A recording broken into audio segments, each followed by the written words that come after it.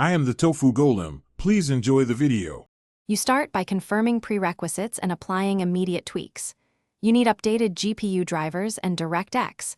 Once installed, set your power plan to high performance so the CPU won't downclock.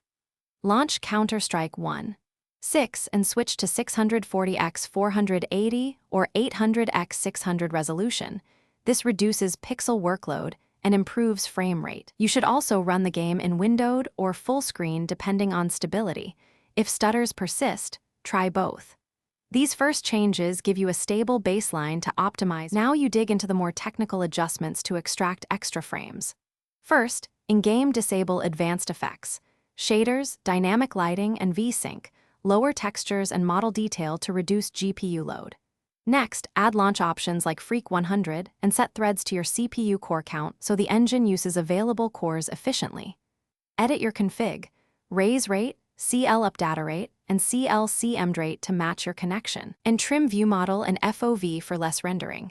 Once done, test on a local map and measure the difference.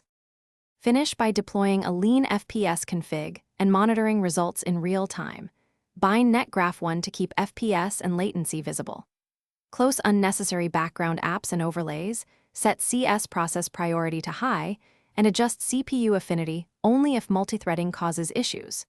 If you still see drops, revert to a fresh config to rule out bad settings, check GPU/CPU temperatures for thermal throttling, and try rolling back or reinstalling drivers.